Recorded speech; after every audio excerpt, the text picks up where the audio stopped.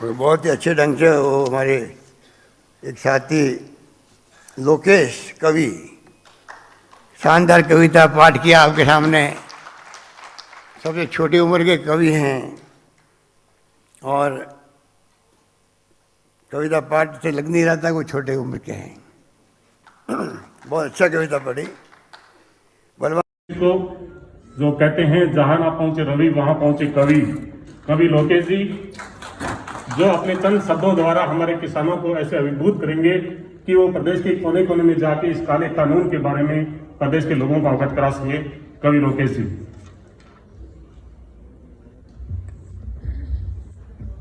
सम्मानित मंच सहित माननीय मुख्यमंत्री जी एवं आप सभी को प्रणाम करता हूं। मैं कवि लोकेश चारण आपके बीच में जो नरेंद्र मोदी जी द्वारा 3 काले कानून लाए गए उनके विरोध में मैंने कविता लिखी है। मैं कविता लिखकर आपके बीच में पढ़ना चाहता हूं। आज का दौर वो दौर हो गया है जहां पर कि केंद्र सरकार के खिलाफ लिखना भी अपने सर पर लाठी मारने जैसा है। लोगों ने ऐसा माहौल बना दिया और कुछ इंस्टीट्यूशंस ने ऐसा माहौल बना दिया। मैं सौभाग्यशाली समझता हूं खुद को कि मैंने विधानसभा चुनाव में कांग्रेस पार्टी को वोट देकर मैंने राजस्थान की लाज रखी, मैंने मेरे नेता राहुल गांधी जी की लाज रखी। मैं आपके बीच में कविता पढ़ रहा हूं। नरेंद्र मोदी जी ने इन 3 काले कानूनों में विशेष तौर पर जिस बात पर ध्यान दिया वो है कृषि मंडी को खत्म करना, न्यूनतम समर्थन मूल्य को खत्म करना।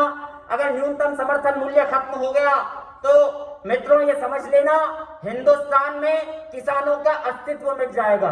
मैं आपके बीच में कविता के रूप में आपको समझाना चाहता हूं कि क्या है, और मैं माननीय मुख्यमंत्री जी का धन्यवाद देना चाहता हूं कि आपने 20.5 लाख किसानों का अल्पकालीन ऋण 7,692 करोड़ रुपया माफ किया और सरकार बनने के 10 दिन के अंदर में माफ किया, और 296 करोड़ का ऋण भी आपने किसानों का माफ किया। मैं आपको प्रणाम करता हूं और मेरी कविता आपके बीच में प्रस्तुत करता हूं। तालियां बजाकर मुझे हौसला दीजिएगा ताकि पूरे हिंदुस्तान में किसानों के साथ खड़ा होकर इस कविता को पढ़ सकूं और हिंदुस्तान में जागृति पैदा कर सकूं। मैं आपके बीच में कविता पढ़ता हूं। किसानों की बात पर जरा गौर कीजिए, किसानों की बात पर जरा गौर कीजिए, किसानों की बात पर जरा गौर कीजिए, अन्नदाता की व्यथा पे पूरा ध्यान दीजिए। कर्ज माफी का वादा था, कर्ज माफी कीजिए, कर्ज माफी का वादा था, कर्ज माफी कीजिए। काले कानूनों को मोदी वापस लीजिए, काले कानूनों को मोदी वापस लीजिए, काले कानूनों को मोदी वापस लीजिए। किसानों ने कर्ज माफी पे मोदी को वोट दिया, कर्ज माफ कर देगा मोदी उसने सच ये मान लिया। अरे झांसे से सरकार बना अब लाठियां चलवाते हो, झांसे से सरकार बना अब लाठियां चलवाते हो। काले कानूनों पर मोदी बेशर्मी दिखाते हो, काले कानूनों पर मोदी बेशर्मी दिखाते हो, काले कानूनों पर मोदी बेशर्मी दिखाते हो। एमएसपी का सपना लाल बहादुर लाए थे, लाल बहादुर शास्त्री जी का सपना खत्म करना चाहते हो? आप इतने महान हो गए, कल को आप गांधी जी का विचार खत्म कर दोगे। मैं पढ़ना चाहता हूं आपके बीच में किसान साथियों कि क्या होता है एमएसपी का दर्द जब लाल बहादुर शास्त्री जी का सपना कुचला जाता है। कि एमएसपी का सपना लाल बहादुर लाए थे, अन्य फसलों और गेहूं के उचित दाम दिलवाए थे। एमएसपी से किसानों को सीधा हाथों में दाम मिला, किसानी से हरित क्रांति भारत को सम्मान मिला, किसानी से हरित क्रांति भारत को सम्मान मिला।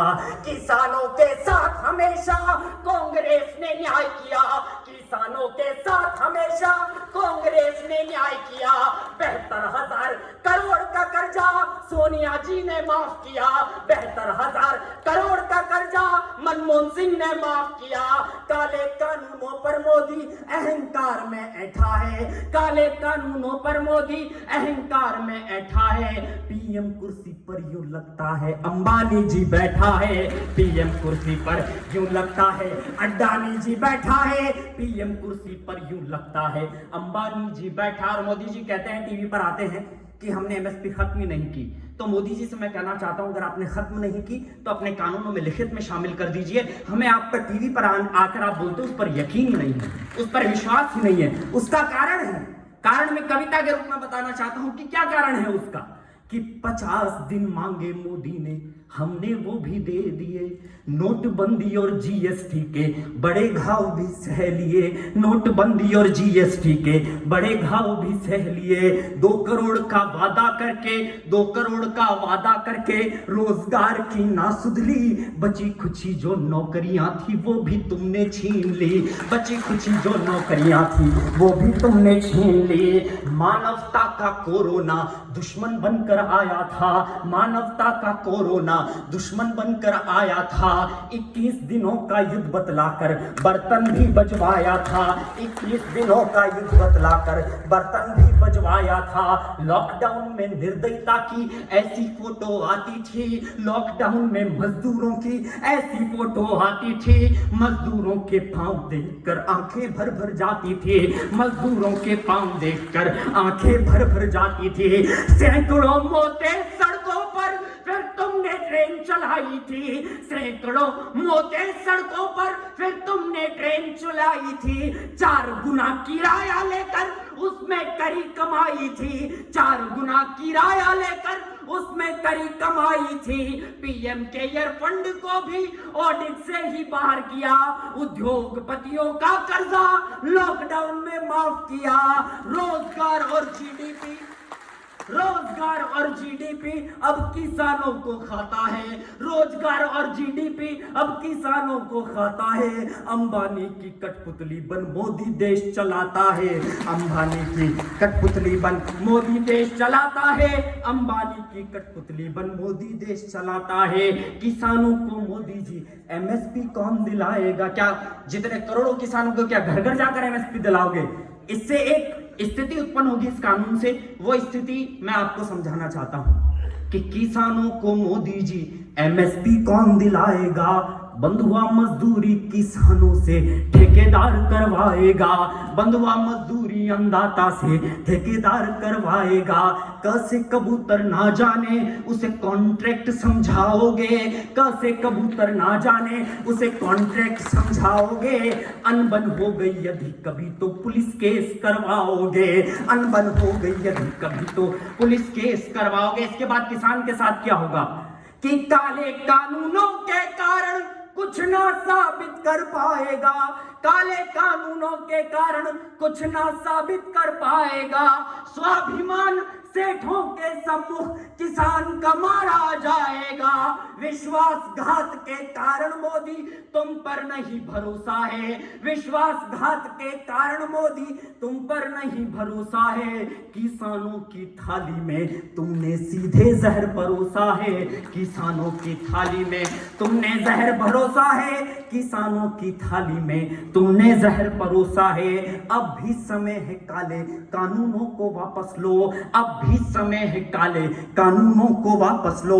स्वामीनाथन रिपोर्ट लागू करके राहत दो। मैं किसान का बेटा हूँ, मैं किसान का बेटा हूँ, तूफानों से भिड़ जाता हूँ। कर्ज माफी का वादा भी मैं तुमको याद दिलाता हूँ, कर्ज माफी का वादा भी मैं तुमको याद दिलाता हूँ। किसानों के परिवारों की हाय तुम्हें लग जाएगी, किसानों के परिवारों की हाय तुम्हें लग जाएगी। आम चुनावों में मोदी जी कुर्सी भी चली जाएगी। झूठ बोलते वेश बदलते लगते केवल जोकर हो टनल में हाथ हिलाते हैं। अरे झूठ बोलते वेश बदलते लगते केवल जोकर हो। भगवान न समझो खुद को मोदी तुम जनता के नौकर हो, भगवान न समझो खुद को मोदी तुम जनता के नौकर हो, भगवान न समझो खुद को मोदी तुम जनता के नौकर हो। किसानों की आवाज का पूरा सम्मान कीजिए, काले कानूनों को मोदी वापस लीजिए, काले कानूनों को मोदी वापस लीजिए। मैं युवा हूं, 4 अंतिम पंक्तियां पढ़कर मैं अपना स्थान लेता हूं कि युवाओं का देश मेरा युवा कर्णधार। इसके अंतिम पंक्ति पर आपको बहुत अच्छा लगे तो पूरा सदन मुझे आशीर्वाद दीजिएगा। मैं सबसे छोटी उम्र का कवि हूं हिंदुस्तान में और गांधीवादी विचारधारा को पूरे हिंदुस्तान में पढ़ता हूं, इसलिए आपको बताना चाहता हूं कि युवाओं का देश मेरा युवा कर्णधार इसके चारण कहता युवाओं को जिम्मेदारी दीजिए। युवा थे राजीव गांधी, देश को चमन किया, समुचित स्थान युवा नेताओं को दीजिए। वो लाल किले की प्राचीर है, वो हिमालय भी बोल रहा, ये मातृभूमि क्या कहती है जरा ध्यान दीजिए। मातृभूमि क्या कहती है जरा ध्यान दीजिए। सूर्य सा चमकता, गंगा जैसा निर्मल, देश की सत्ता पे राहुल गांधी आने दीजिए। देश की सत्ता पे राहुल गांधी आने दीजिए। देश की सत्ता पे राहुल गांधी आने दीजिए। अब रोक राहुल को अनर्थ मत कर दीजिए। अब रोक राहुल को अनर्थ मत कर दीजिए। लोकतंत्र को बचाने में योगदान दीजिए। वोट हमेशा कांग्रेस पार्टी को दीजिए।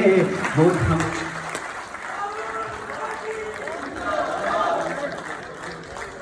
धन्यवाद कविवर। आपने ऊर्जा का संचार तो किया ही और ये साबित भी कर दिया कि आंदोलन को क्रांति में परिवर्तित करने के लिए हर वर्ग के साथ एक कवि होना जरूरी है। धन्यवाद आपका बहुत। हमारे बीच